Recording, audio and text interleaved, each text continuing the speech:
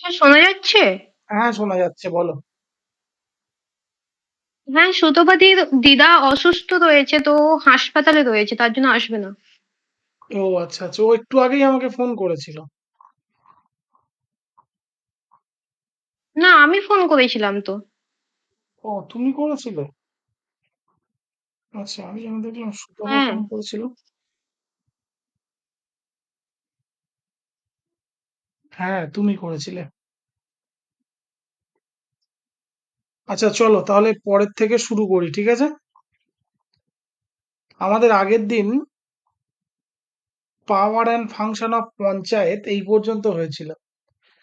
আজ আমরা ফিনান্স থেকে শুরু করব বলেছিলাম, তাই তো? আজ আমরা ফিনান্স বা ফিনান্স কমিশন থেকে শুরু করব বলেছিলাম, যেটাকে আগের দিন বলেছিলাম যে ফিনান্স কমিশন অফ স্টেট, এটাকেই আমরা বলি ফিনান্স কমিশন অফ স্টেট বা স্টেট ফিনান্স কমিশন।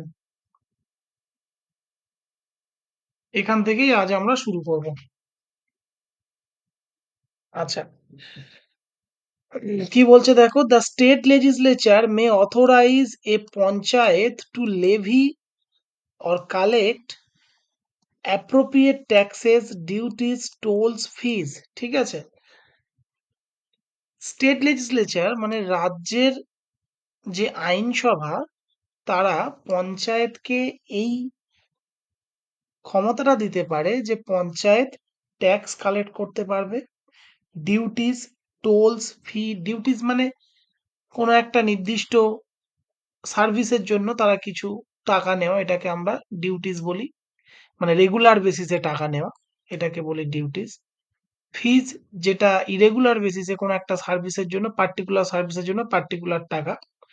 আর টোল, এটা ব্যাপারটা তোমরা পড়েছো, টোলস মানে দেখা গেল পঞ্চায়েত একটা রাস্তা তৈরি করেছে, সেই রাস্তার টাকা যতদিন না উঠে আসছে ততদিন পর্যন্ত পঞ্চায়েত ওই রাস্তা দিয়ে যেসব গাড়িগুলো চলাচল করে তাদের থেকে টাকা নেয়, এটাকে টোল বলে, তোমরা জানো।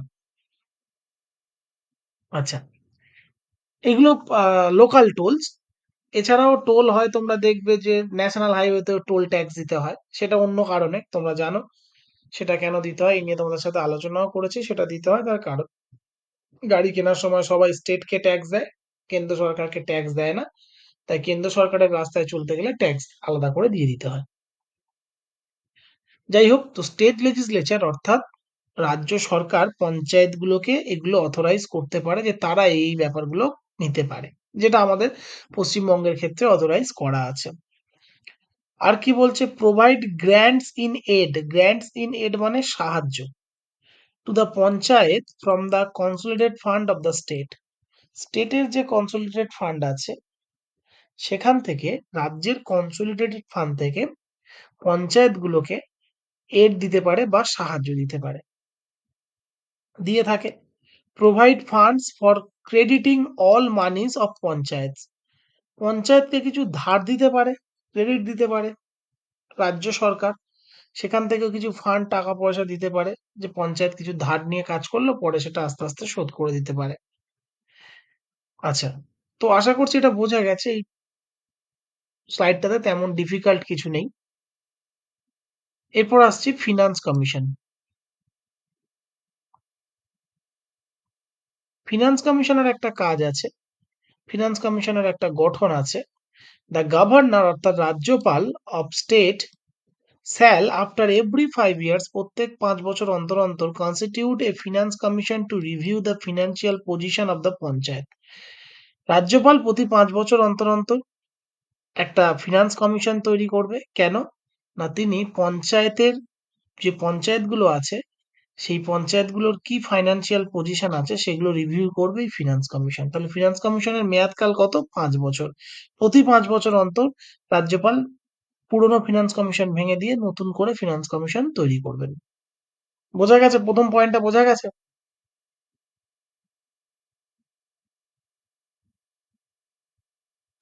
হ্যাঁ, যুতিকা বোঝা যাচ্ছে? হ্যাঁ স্যার। আচ্ছা, next, the distribution between the state and the panchayat of the net proceeds of the tax, duties, tolls and fees that may be assigned to the panchayats. ঠিক আছে, আর কি কাজ করবে স্টেট ফিনান্স কমিশন? পঞ্চায়েতকে যে ব্যাপারগুলো assigned করা হয়েছে বা দায়িত্ব দেওয়া হয়েছে, কি কি?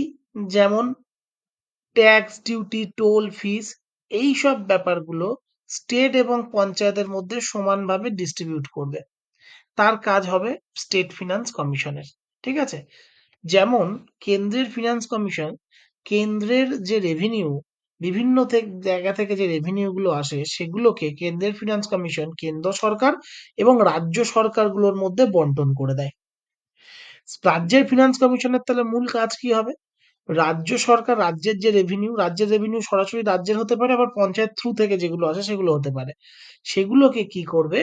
রাজ্য সরকার এবং রাজ্যের যে পঞ্চায়েতগুলো আছে তাদের মধ্যে ডিস্ট্রিবিউট করে দেবে। ঠিক আছে? The state legislature may provide for the composition of the commission. State legislature কি করতে পারে? কমিশনের কম্পোজিশনটা ঠিক করে দিতে পারে যে এই কমিশনে কতজন থাকবেন, চেয়ারম্যান কে থাকবেন, চেয়ারপারসন কে থাকবেন, এটসেট্রা এটসেট্রা। আর কি করতে পারে? The required qualification of its member and manner of their selection.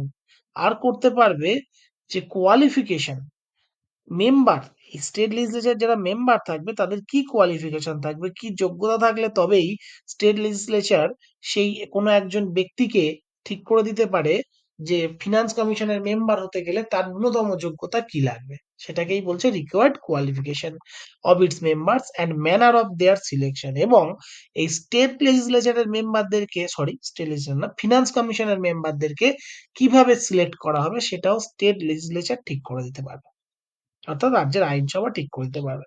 তাহলে আইনসভার কাছে কি কি ক্ষমতা আছে? আইনসভার কাছে ক্ষমতা আছে যে তারা ফিনান্স কমিশনের কম্পোজিশনটা ঠিক করতে পারবে, মানে গঠন, 5 জন থাকবে, 7 জন থাকবে, 10 জন থাকবে না 12 জন থাকবে, এটা ঠিক করতে পারবে। আর তাদের ফিনান্স কমিশনের যে মেম্বার গুলো থাকবে তাদের রিকোয়ার্ড কোয়ালিফিকেশন, তাদের কি যোগ্যতা সেটা তারা ঠিক করতে পারবে কে? স্টেট লেজিসলেচার, রাজ্যের আইনসভা। এবং এদের মেম্বারদের কিভাবে সিলেক্ট করা হবে, কোন প্রসেসে সিলেকশনটা হবে, সেই ম্যানারটা এরা ঠিক করে দিতে পারে। ক্লিয়ার হওয়া গেল? আচ্ছা, এরপর হ্যাঁ sir. The central finance commission, কেন্দ্রের যে ফিনান্স কমিশন আছে অ্যাজ পার আর্টিকেল 280, তোমরা জানো, shall also suggest the measures of consolidated fund of a state. কেন্দ্রের যে ফিনান্স কমিশন আছে সেই ফিনান্স কমিশন রাজ্যের যে কনসোলিডেটেড ফান্ড আছে সেই কনসোলিডেটেড ফান্ড থেকে কিভাবে পঞ্চায়েতের মধ্যে টাকা বন্টন করা হবে সেগুলো নিয়ে কিছু সাজেশন দিতে পারে। বোঝা গেল? 1 মিনিট হোল্ড করো। হ্যাঁ কৌশিক, তুই বেরিয়ে কতদূর যাবি? খেলা আছে আজকে? এই রে, আমি একটা জায়গায় আটকে গেছি রে। কি হয় বলতো?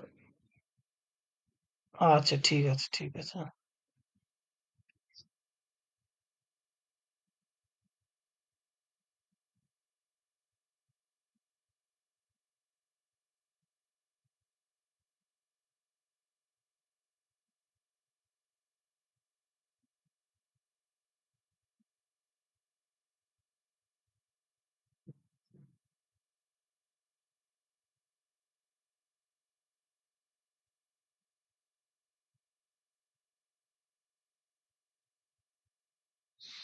আচ্ছা, তাহলে সেন্ট্রাল যে ফিনান্স কমিশন সে আমাদেরকে রাজ্যের ফিনান্স কমিশনকে এটা সাজেস্ট করতে পারে যে রাজ্যের কনসোলিডেটেড ফান্ডের মেজারমেন্টটা কিভাবে ঠিক করা হবে এবং কিভাবে সেটা পঞ্চায়েতের মধ্যে বন্টন করতে হবে সেটা একটা সাজেশন দিতে পারে। তাহলে এই ব্যাপারটা বোঝা গেছে পুরোটা, এই স্লাইডটা? হ্যাঁ স্যার। হ্যাঁ স্যার। আচ্ছা, নেক্সট অডিট অফ অ্যাকাউন্টস।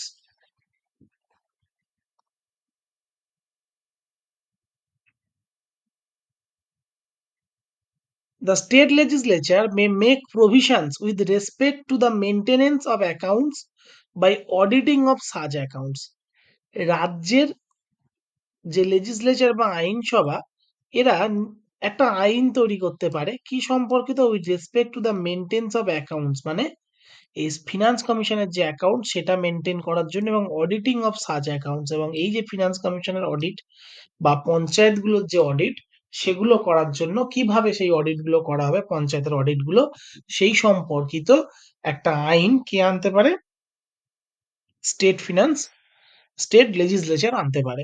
ঠিক আছে, যার জন্য তোমরা যখন ক্যাগ পড়েছো মনে করে দেখো, সেখানে বলা হয়েছিল ক্যাগ কিন্তু সরাসরি পঞ্চায়েত বা মিউনিসিপ্যালিটিতে অডিট করতে ক্যাগ পারে না, তাই তো? মনে পড়ছে? ক্যাগ কি মিউনিসিপ্যালিটি বা পঞ্চায়েতে অডিট করতে পারতো? পারতো না। কিন্তু গভর্নর যদি মনে করতো তাহলে লোকাল বডিজ এর অডিট গুলো ক্যাগকে দিয়ে করাতেই পারতো, যদি গভর্নর মনে করতো। সুতরাং যেহেতু ক্যাগ এখানে অডিট করতে বাধ্য নয় পঞ্চায়েতগুলোর, তাই মনে রাখবে এখানে অডিট কিভাবে হবে, অ্যাকাউন্ট কিভাবে দেখা হবে, সেগুলো সব কে ঠিক করবে? State legislature. ঠিক আছে, স্টেট লেজিসলেচার যে বিধান নিয়ে আসবে সেইভাবেই অডিট হবে, সেইভাবেই অ্যাকাউন্ট মেনটেন হবে। বোঝা গেল এটা? হ্যাঁ স্যার। তোমাদের ক্যাগ হয়ে গেছিল তো? ক্যাগ মনে পড়ছে? হ্যাঁ স্যার। আচ্ছা, এবারে এটা একটা মারাত্মক ইম্পর্টেন্ট পয়েন্ট। কি বলছে? দ্য প্রেসিডেন্ট অফ ইন্ডিয়া, ভারতবর্ষের রাষ্ট্রপতি, মে ডাইরেক্ট দ্যাট, এটা দা হবে, হি হয়ে আছে, the provisions of this act shall apply to UT as he may specify.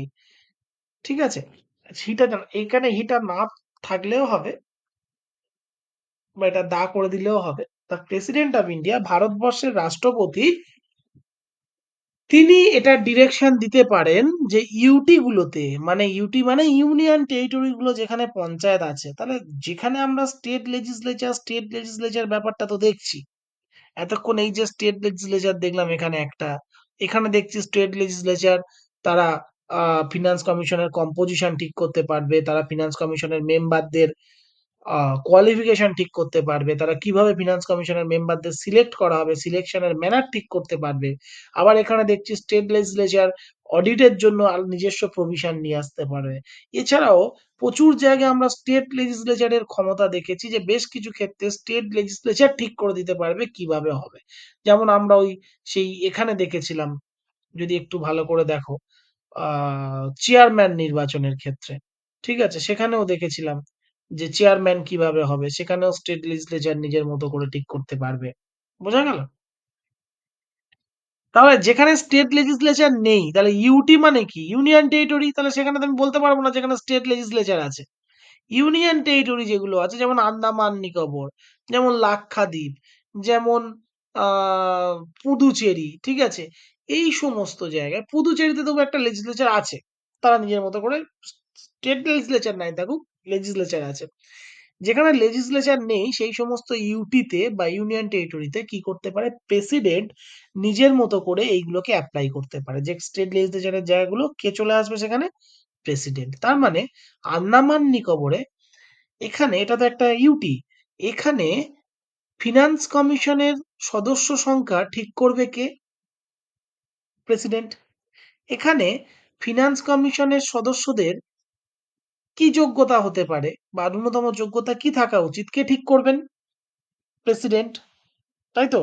তার মানে জেনারেলি রাজ্যের ক্ষেত্রে যেগুলো স্টেট লেজিসলেচার ঠিক করছে পঞ্চায়েতের ব্যাপারে, কেন্দ্রের ক্ষেত্রে, কেন্দ্রশাসিত অঞ্চলের ক্ষেত্রে সেই সমস্ত পঞ্চায়েতের সবকিছু ঠিক করবে কে? প্রেসিডেন্ট বা রাষ্ট্রপতি। বোঝাতে পারলাম ব্যাপারটা? জয়? হ্যাঁ স্যার। আচ্ছা, যুথিকা কি বেরিয়ে গেল? হ্যাঁ স্যার, ও তো বাড়িতে নেই, ওর মধ্যে নেটওয়ার্কের সমস্যা হচ্ছে স্যার। ওই যে বললো স্যারের কাছে পড়ে 8:30টায় চলে আসবে।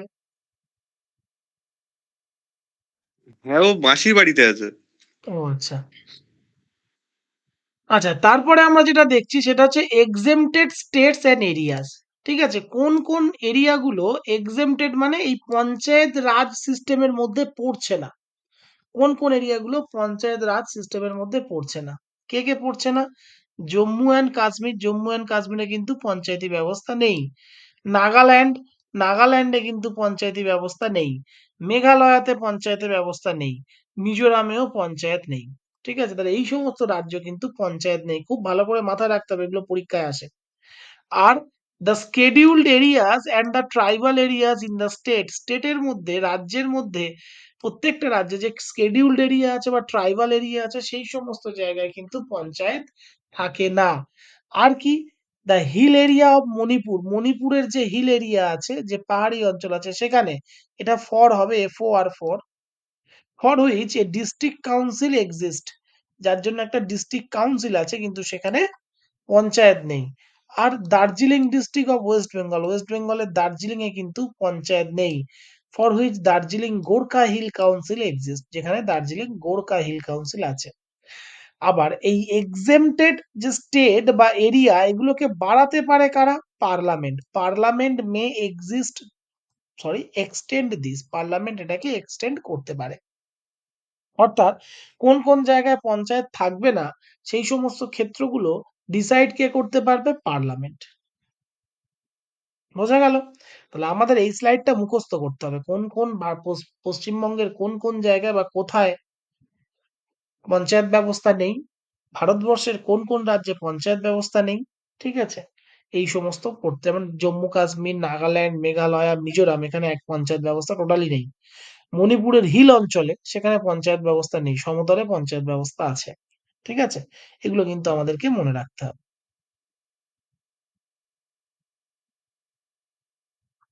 এই স্লাইডটা বোঝা গেছে তো? স্যার আমার না হ্যাঁ স্যার। কিছু একটুখানি আরেকবার বলবেন? হুম, যদিকে এই স্লাইডে আমরা শুধু দেখছি যে এক্সাম্পটেড স্টেট বা এরিয়া কোনগুলো, মানে যেখানে পঞ্চায়েত ব্যবস্থা থাকবে না সেগুলো আমরা দেখছি, যেমন জম্মু কাশ্মীর, মেঘালয়, আর মিজোরাম, নাগাল্যান্ড, এখানে পঞ্চায়েত ব্যবস্থা নেই। আর তাছাড়াও প্রত্যেকটা স্টেটের শিডিউলড এরিয়া এবং ট্রাইবাল এরিয়া স্পেশালি যদি থাকে সেখানে পঞ্চায়েত ব্যবস্থা থাকবে না। এছাড়াও মণিপুরের যে হিল এরিয়া, পার্বত্য অঞ্চল, সেখানে পঞ্চায়েত ব্যবস্থা এক্সিস্ট করে না, কারণ সেখানে আলাদা করে ডিস্ট্রিক্ট কাউন্সিল আছে। আবার ওয়েস্ট বেঙ্গলের দার্জিলিং, সেখানে দার্জিলিং গোর্খা হিল কাউন্সিল আছে, তাই সেখানে পঞ্চায়েত ব্যবস্থা নেই। অর্থাৎ আমরা এই স্লাইডে বলছি এক্সেমটেড স্টেট মানে কাদের পঞ্চায়েত ব্যবস্থা থাকবে না। ঠিক আছে, parliament May extend this, parliament এটাকে এক্সটেন্ড করতে পারে, পার্লামেন্ট এটাকে বাড়াতে পারে, যে কাদের কাদের পঞ্চায়েত ব্যবস্থা থাকবে না সেটা কে ঠিক করতে পারে? সেটা ঠিক করতে পারে পার্লামেন্ট। ঠিক আছে, পরের স্লাইডে গেলাম। এরপর বলছে the states have to adopt new Panchayati Raj system, state গুলোকে নতুন পঞ্চায়েতি রাজ সিস্টেম অ্যাডপ্ট করতে হবে based on this act within the minimum period of 1 year from 24th April 1993। তোমরা জানো, একেবারে প্রথম স্লাইডেই পড়েছিলাম যে 24শে এপ্রিল থেকে, বা প্রথমের দিকে আমরা পড়েছিলাম 24শে এপ্রিল থেকেই কিন্তু 1993, এখান থেকেই কিন্তু আমাদের এই দিন থেকে কিন্তু এই পঞ্চায়েতি রাজ অ্যাক্টটা কার্যকর হয়, এবং এটা বলা হলো যে এই দিন থেকে 1 বছরের মধ্যে, এই দিন থেকে 1 বছরের মধ্যে প্রত্যেকটা রাজ্যকে কিন্তু এই সাংবিধানিকভাবে যে পঞ্চায়েতি ব্যবস্থা, সেই পঞ্চায়েতি ব্যবস্থাটাকে অ্যাডপ্ট করতে হবে। এবং কি বলা হলো, যে 24শে এপ্রিল 1993 এটা সারা ভারতবর্ষে পঞ্চায়েতি রাজ ইনঅ্যাক্ট করা হয়, এবং এটা বলা হলো অর্থাৎ 1 বছর মানে 24শে এপ্রিল 1994 মধ্যে কিন্তু সমস্ত রাজ্যগুলোকে, সমস্ত ইউটি গুলোকে, তাদের কিন্তু এই সাংবিধানিক ভাবে যে পঞ্চায়েতি ব্যবস্থাটা গ্রহণ করা হলো সেটাকে অ্যাডপ্ট করতে হবে। বোঝা গেছে এটা?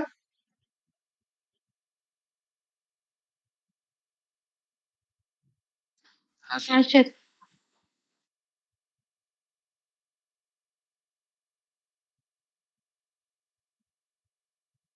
আচ্ছা, এরপরে দেখো কি বলছে, but to interference by court in electoral matters, electoral ম্যাটারে, ভোটের ক্ষেত্রে, ভোটাভুটির ক্ষেত্রে কোর্টকে নাক গলাতে বারণ করছে।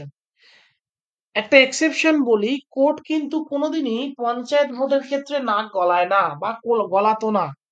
আজীবন আমি দেখে আসছি আমার জ্ঞানে থেকে, যে পঞ্চায়েত ভোট শুরু হওয়ার আগে বিরোধীরা একটা চলে যায় সবাই মিলে যে কোর্টে কেন্দ্রীয় বাহিনী দিয়ে ভোট করাতে হবে, এই করাতে হবে, তাই করাতে হবে। হাইকোর্ট সমস্ত কিছু দেখে বলে যে স্টেট লেজিসলেচার যেটা মনে করবে সেটা করবে। সুপ্রিম কোর্টে গেলে সুপ্রিম কোর্টও সেটা বলে যে স্টেট লেজিসলেচার যেটা মনে করবে সেটা করবে, কারণ সংবিধানে এমনটাই বলা আছে, বা স্টেট ইলেকশন কমিশন যেটা বা চাইবে সেটা হবে, কারণ সংবিধানে এটাই বলা আছে। For the first time last panchayat ভোটের ক্ষেত্রে দেখলাম বেশ কিছু ডিসিশন যেটা হাইকোর্ট দিল নিজের মতো করে, কিন্তু সুপ্রিম কোর্ট সেটাকে বহালও রাখলো। যদিও সেটা সুপ্রিম কোর্টের ভ্যাকেশনাল বেঞ্চ ছিল, তাই বলে সুপ্রিম কোর্টই ছিল। আচ্ছা, কি বলছে? The act bar the interference by court in electoral matters of panchayat. পঞ্চায়েতের ইলেকটোরাল ম্যাটারে কোর্টকে নাক গলাতে বারণ করছে কে? এই অ্যাক্টটা, অর্থাৎ যে act 73rd constitutional amendment act 1992। আর কি বলছে? It further lays down that no election to any panchayat is to be questioned except by an election petition presented to such authority and such manner as provided by the state legislature। ঠিক আছে, কি বলছে একটু কেটে কেটে যদি বুঝি, বলছে এছাড়াও এটা বলা আছে যে ফার্দার লেস ডাউন দ্যাট, এটা বলা আছে যে no election to any panchayat is to be question, পঞ্চায়েতের কোনো ইলেকশনকে প্রশ্ন করা যাবে না, যেখানে সেখানে তুমি প্রশ্ন করতে পারবে না, except by an electoral petition, তুমি ইলেকটোরাল পিটিশন করে এটা নিয়ে চ্যালেঞ্জ করতে পারো, প্রেজেন্টেড টু সাচ অথরিটি, সেই অথরিটির কাছে ইলেকশন পিটিশনটা দিতে হবে, ইন সাচ ম্যানার, সেইভাবেই দিতে হবে যেভাবে স্টেট লেজিসলেচার তোমাকে বলবে। বোঝা গেল? আমাদের স্টেট লেজিসলেচার এই ইলেকশন পিটিশন করার দায়িত্ব, ইলেকশনে যদি কোনো সমস্যা হয় সেই ইলেকশনের সমস্যার ডিসপুট মেটানোর দায়িত্ব কাকে দিয়েছে? State election commission. এটার জন্য বর্তমান রাজ্য সরকারকে দোষ দিও না, কিন্তু এটা একেবারে সেই প্রথম থেকেই হয়ে আসছে। স্টেট ইলেকশন কমিশনকেই দায়িত্বটা দিয়েছে যে ভাই ভোটে কোনো সমস্যা হলে তুমিই দেখবে, ডিসপুট তুমি মেনটেন করবে। তো আমাদের এটা যদি মনে করতো হাইকোর্টকে দেবে, তাহলে হাইকোর্ট আরো সুন্দর করে দেখতে পারতো, তাই তো?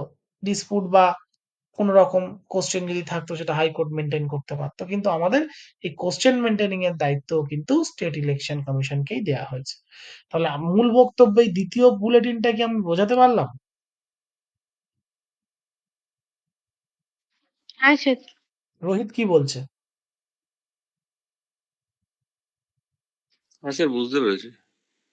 আচ্ছা, পরের স্লাইডে দেই। পরের স্লাইডে বলছে কম্পালসারি প্রভিশন, মানে এই পঞ্চায়েতি রাজ সিস্টেমটা স্টেট যখন অ্যাডপ্ট করবে সেক্ষেত্রে কিছু কম্পালসারি প্রভিশন আছে যেগুলো স্টেটকে মেনটেন করতেই হবে। কি কি?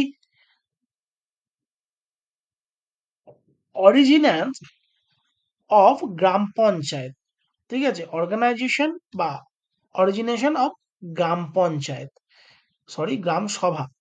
গ্রাম সভাটাকে আমাকে অ্যাডপ্ট করতেই হবে। গ্রাম সভা মানে আগের দিন কি বলেছিলাম তোমাদেরকে, যে 18+, অর্থাৎ 18+ ভোটাধিকার যোগ্য বা ভোটার কার্ড আছে, ভোটার তালিকায় নাম উঠেছে এমন সমস্ত গ্রামের সমস্ত ভোটাররাই হচ্ছে গ্রাম সভার সদস্য, এবং সেই গ্রাম সভাটাকে রাখতেই হবে। এটা কিন্তু অর্গানাইজেশন, একটু বানানটা ভুল আছে, ঠিক করে নিও।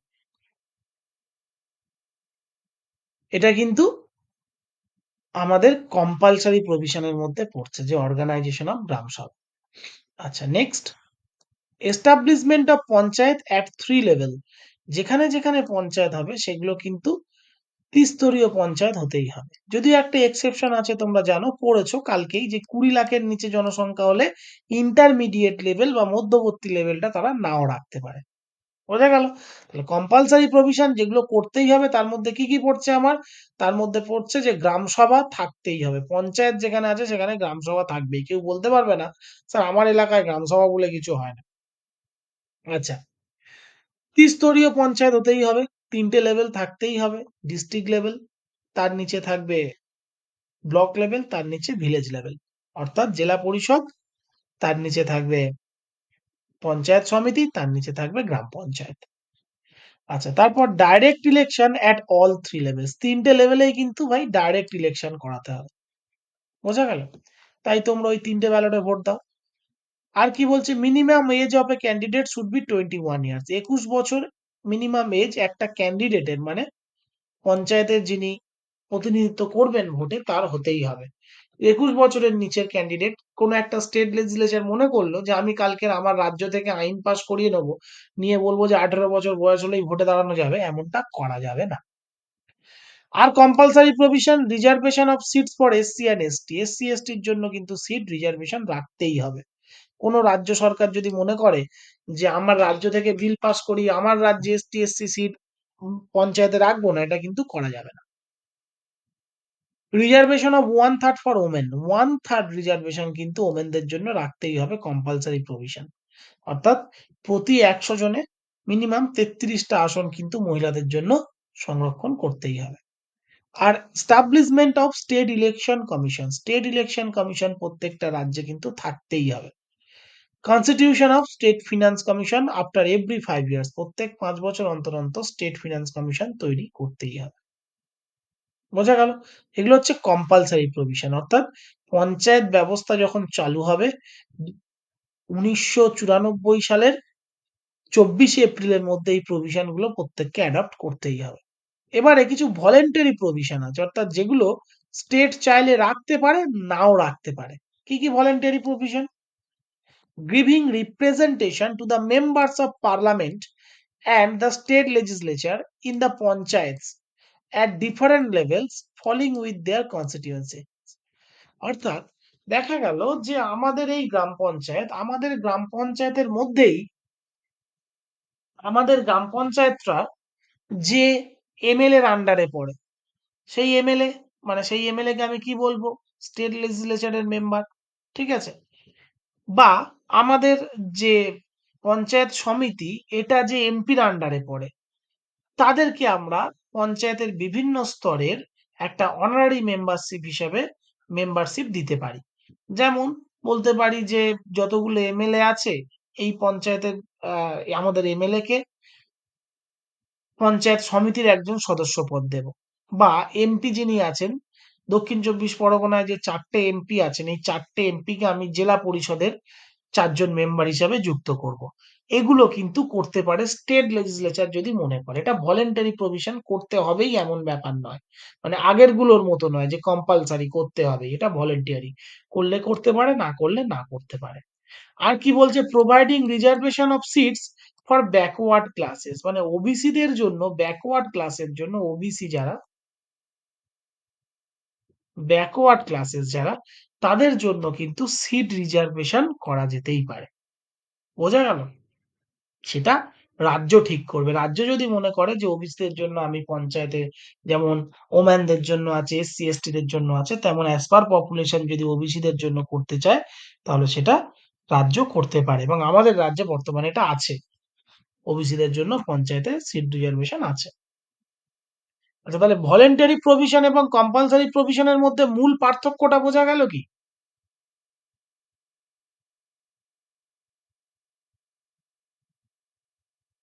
সুপ্রিয়া, সুপ্রিয়া শোনা হ্যাঁ যাচ্ছে? স্যার। ভলেন্টারি প্রভিশন আর হ্যাঁ কম্পালসারি স্যার। প্রভিশনের মধ্যে যে মূল পার্থক্য সেটা বুঝতে পারলাম। হুম হুম হুম। স্যার, ভলেন্টারি প্রভিশনের প্রথম পয়েন্টটা স্যার একটু আরেকবার বললে ভালো হতো।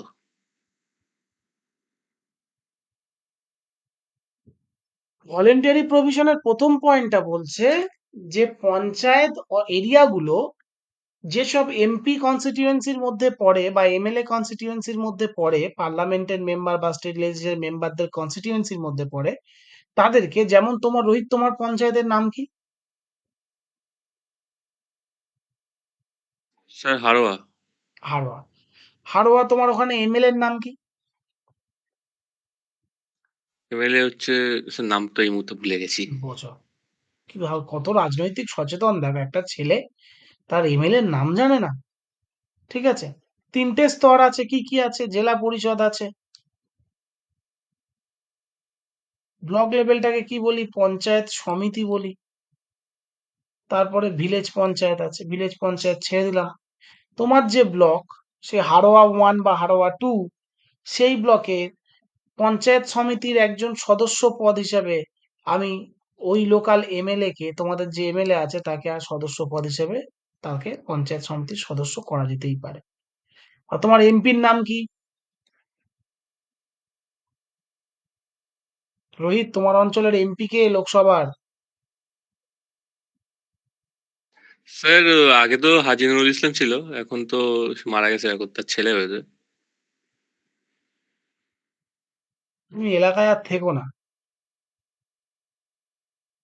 আচ্ছা, তো তাহলে জেলা পরিষদ মানে পুরো জেলা নিয়ে রোহিতের বাড়ি উত্তর চব্বিশ পরগনা, উত্তর চব্বিশ পরগনার পুরো জেলাটা নিয়ে একটা জেলা পরিষদ। তাহলে উত্তর চব্বিশ পরগনা জেলায় যতগুলো এমপি আছে তার মধ্যে দমদম উত্তর এর এমপি আছে।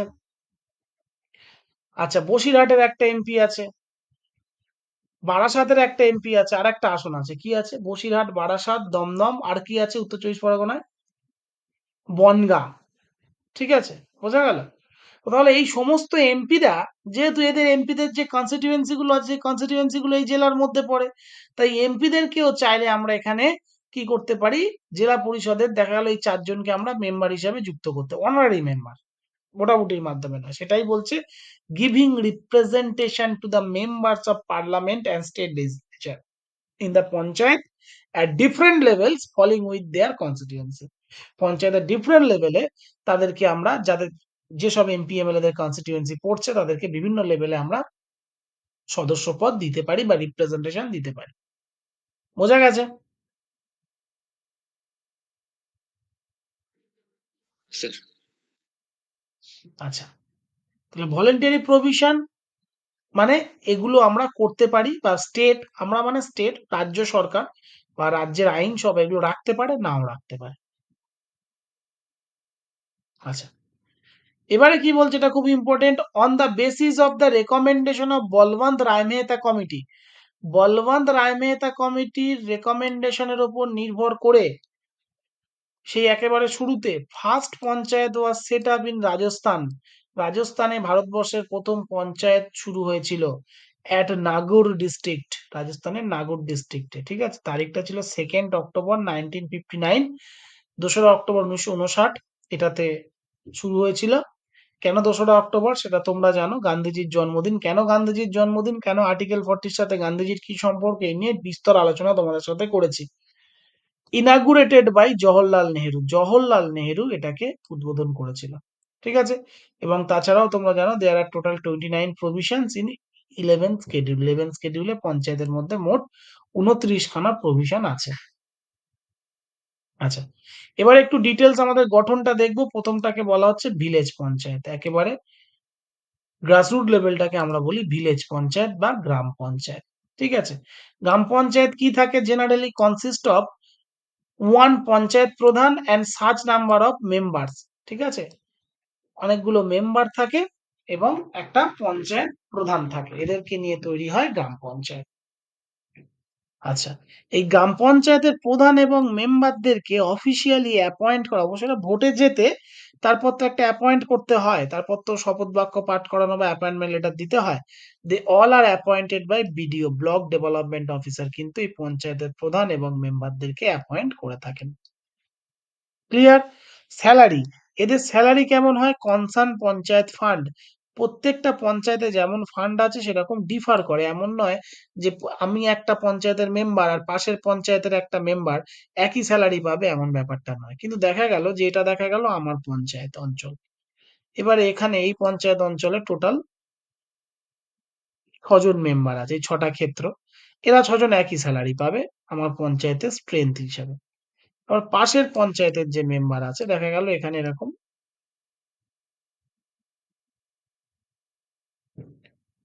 8টা আছে। ঠিক আছে, এরা কিন্তু আলাদা স্যালারি পেতেই পারে, তবে সেটা খুব বেশি হয় না, ওই 1000 টাকা থেকে 3-3.5 টাকার মধ্যেই আপ ডাউন করে, প্রচুর স্যালারি এরা পায় না। আচ্ছা, তারপর panchayat pradhan for is every action is accountable to Gram Sabha, accountable মানে দায়বদ্ধ থাকা। ঠিক আছে, পঞ্চায়েত প্রধান তার প্রতিটা কাজের জন্য গ্রাম সভার কাছে দায়বদ্ধ। গ্রাম সভা কি আগেও তোমরা পড়েছো, আবারও আমরা পড়বো। ঠিক আছে, গ্রাম সভা কি জিনিস, গ্রাম সভাতে কারা থাকে তোমরা জানো, consist of all eligible voters, সমস্ত এলিজেবল ভোটার্সদেরকে নিয়ে গ্রাম সভা তৈরি হয়। Minimum 2 sessions in a year called by pradhan, pradhan এই গ্রাম সভার মিনিমাম 2টো সেশন ডাকবে অ্যান্ড প্রিসাইড বাই প্রধান, এবং সেই সেশন বা সেই মিটিং এ সভাপতিত্ব করবে প্রধান নিজে। ঠিক আছে?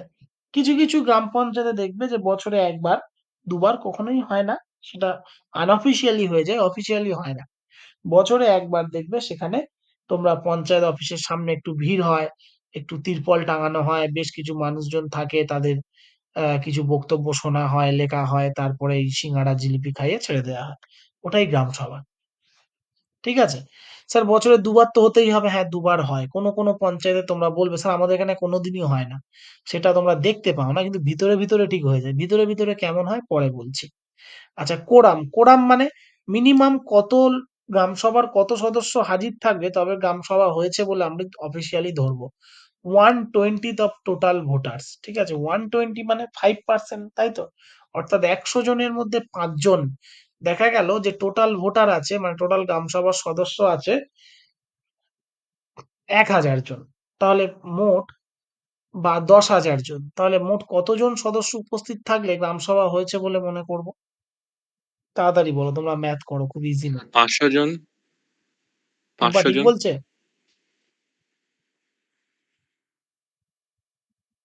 টুম্পা ঠিক বলছে? হচ্ছে সে কতজন বললেন আমি শুনতে পাইনি। 10,000 জন যদি 10,000 হলে তো টোটাল 500ই মেম্বার হতো। থাকে তাহলে কতজন উপস্থিত থাকলে তবে গ্রাম সভাটা হতে পারে, মানে কতজন মিনিমাম কতজন উপস্থিত থাকতে হবে গ্রাম সভা ডাকতে গেলে? 500 হ্যাঁ স্যার 500 ঠিকই তো বলেছে 500। একদম গুড। আচ্ছা, তো তাহলে এই গ্রাম সভা স্যার আমরা, তোমরা অনেকে বলবে স্যার আমাদের এখানে কখনোই হয় না, বা বছরে একবার হয়, বা 5 বছরে দুবার হয়। কিন্তু বছরে দুবার করে হয়, হয়তো ডাকা হয় না সরাসরি। এবারে ভাবো যিনি প্রধান আছেন বা যে পার্টি সেখানে ক্ষমতায় আছে, সেখানে তার 500 বা 1000 জন কোর সাপোর্টার খুঁজে পাওয়া তো কোনো ব্যাপার নয়। সরাসরি সভাটা ডাকা হয় না, কিন্তু ওই যে পেজ আছে বা যেখানে যে খাতায় লেখা হয়, যে খাতায় অ্যাটেন্ডেন্স নেওয়া হয়, সেখানে বাড়ি বাড়ি গিয়ে বা তাদেরকে ডেকে একটা সিগনেচার করে নেওয়া হয়। গিয়ে বললো যে খুড়ো কি ব্যাপার, তোমার কি সমস্যা হচ্ছে, এটসেট্রা এটসেট্রা, সব শুনলো, শুনে এখানে সই করে দাও তো। সেখানে সই করে দিল। সে জানে না যে কি হবে, বললো ঘরটর আসবে, হ্যাঁ তোমার ঘরে আসবে, ইয়ে আসবে, সই করে দাও। ঠিক আছে? তারপর সেটা তারা বিডিও কে জমা দিয়ে দিল, তো হয়ে গেল। ঠিক আছে? গ্রাম সভা। কেউ জানতেই পারলো না গ্রাম সভা বলে কিছু হয়েছে। ঠিক আছে? তোমরা এখানে কজন জানতে গ্রাম সভা বলে কিছু হয়, যাদের পঞ্চায়েতে বাড়ি? যুতিকা জানতে? প্রথমবার শুনেছি তো। হ্যাঁ, কিন্তু গ্রাম সভা তো হয় হ্যাঁ বছর। স্যার 12 এ পড়েছিলাম। পড়েছিলে মানে জেনারেলি দেখেছো প্র্যাকটিক্যালি? না স্যার। তোমাকে কখনো ডাকা হয়েছে যে গ্রাম সভা হবে, উপস্থিত থেকো? ঠিক আছে? কিন্তু এটা বছরে না দুবার হয়। স্যার। এটা বছরে দুবার হয় অফিসিয়াল, এটা বছরে দুবার হতেই হয় মিনিমাম। 3 4 বার 5 বার হতেই পারে, কিন্তু মিনিমাম দুবার হতেই হবে অফিসিয়ালি। আচ্ছা, তাহলে আমরা কি বুঝলাম? আমরা ভিলেজ পঞ্চায়েতের ব্যাপারটা বুঝলাম। তারপরে আমরা কি দেখলাম? যে গ্রাম সভা দেখলাম কাকে বলে, এবং পঞ্চায়েতের প্রধান তার প্রত্যেকটা কাজের জন্য গ্রাম সভার কাছে দায়বদ্ধ থাকে। এবারে আমরা আসবো পঞ্চায়েত সমিতি।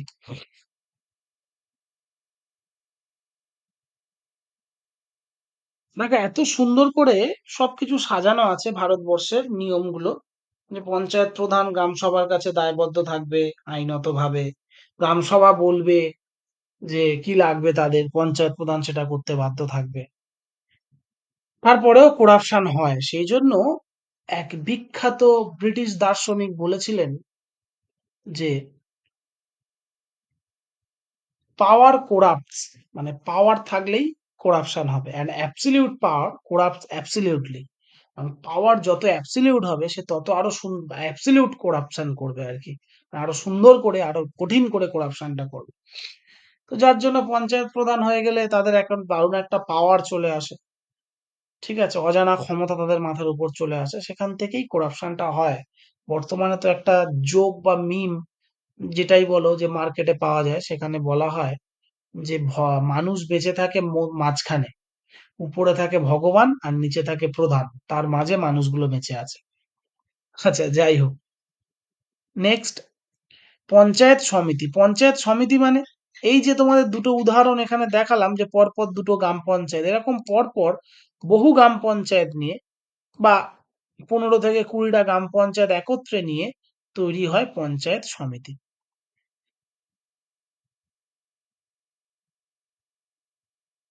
ঠিক আছে? দেখা গেল এইরকম একটা বর্ডার লাইন আছে যেটাকে আমরা বলবো পঞ্চায়েত সমিতি, যার মধ্যে এরকম প্রচুর গ্রাম, এদের মতো প্রচুর গ্রাম পঞ্চায়েত আছে। তাহলে অনেকগুলো গ্রাম নিয়ে তৈরি হয় একটা ব্লক, তাই তো?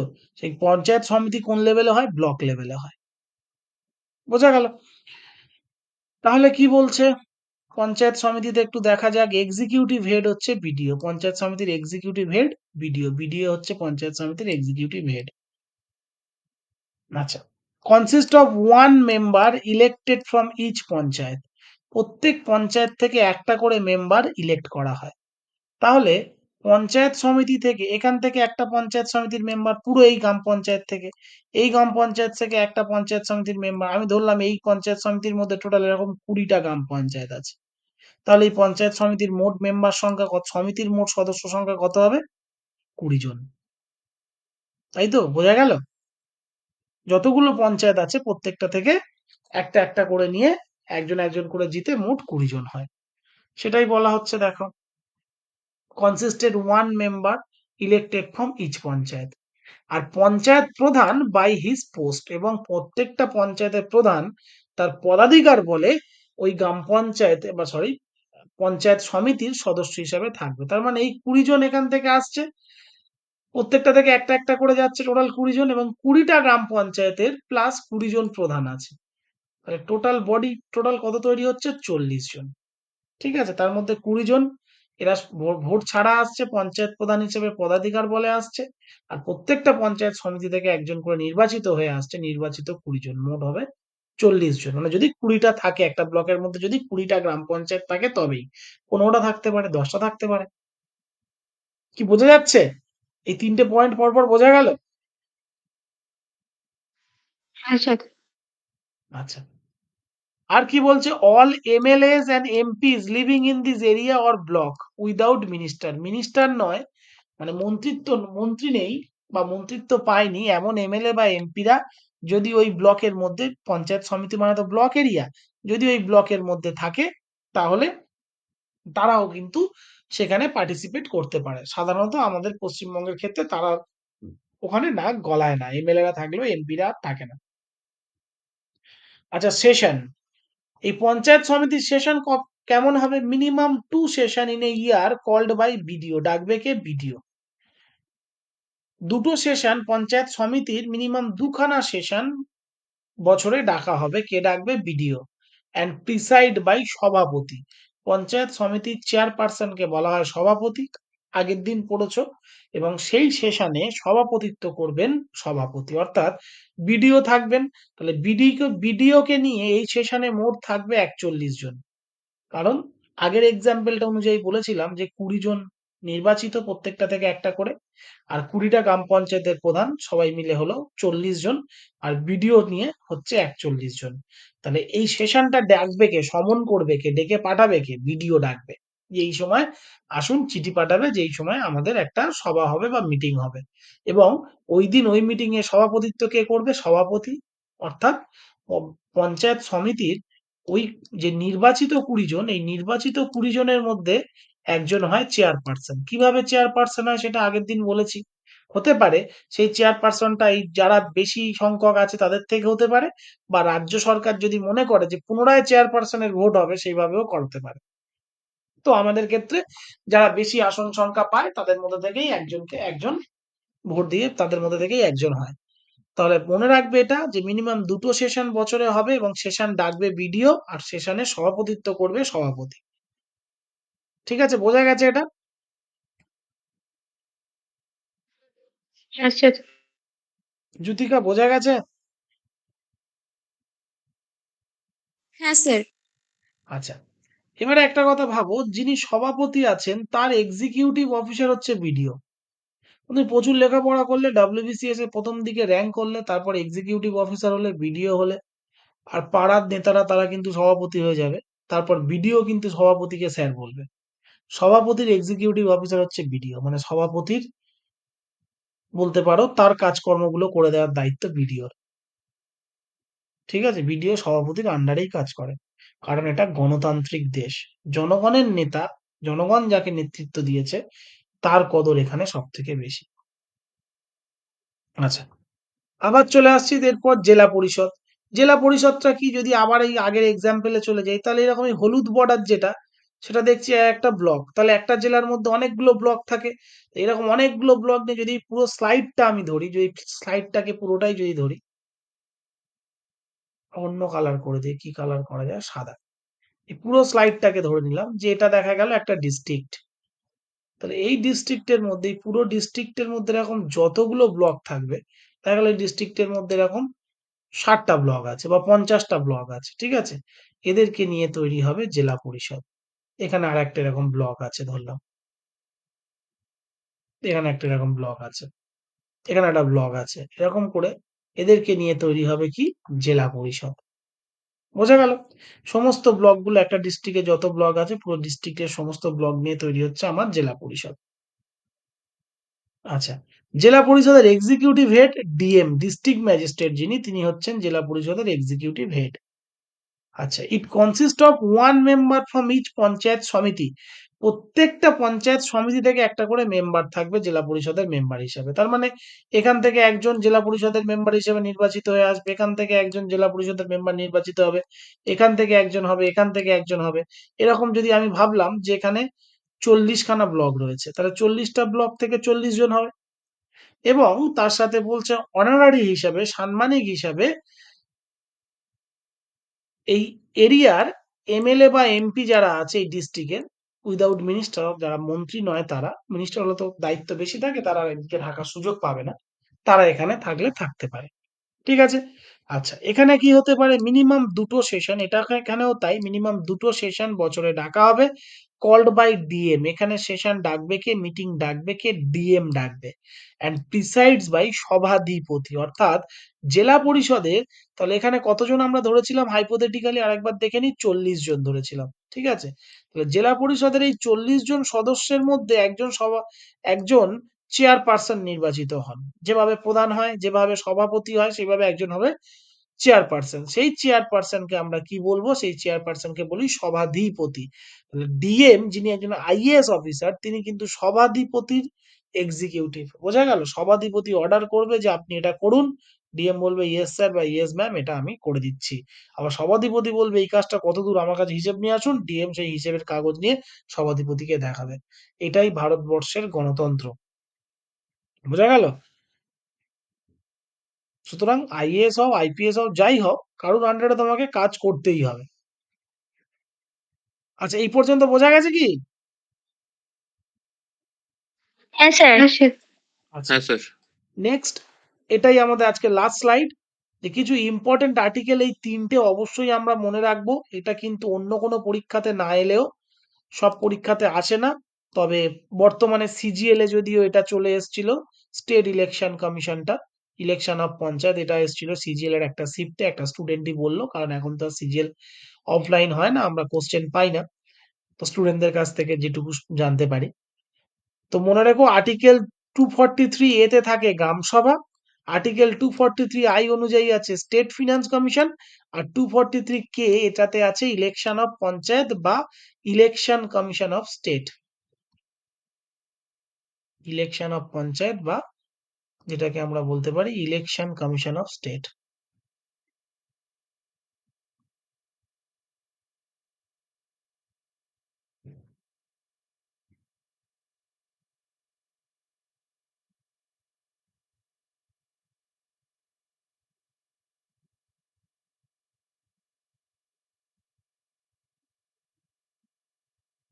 ইলেকশন কমিশন অফ স্টেট, ঠিক আছে?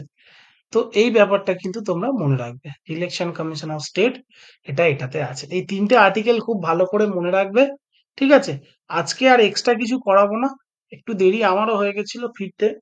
আহ, যাই হোক, সবে লিংক পাঠাবো তখনই আবার টুম্পা ফোন করেছে। তো পঞ্চায়েতটা এখানেই শেষ হলো, আশা করছি পুরো পঞ্চায়েতটা বুঝতে পেরেছো। যার যেখানে সমস্যা থাকবে পরের ক্লাসে আমাকে একটু নক করবে, স্যার এই জায়গাটায় সমস্যা আছে। নেক্সট ক্লাসে এমার্জেন্সি থেকে আমরা কোশ্চেন অ্যান্সার করব, তারপরের ক্লাসে আমরা পঞ্চায়েত থেকে কোশ্চেন অ্যান্সার করব। এরপর আর কি করানোর কথা ছিল একটু আমাকে বলো তো।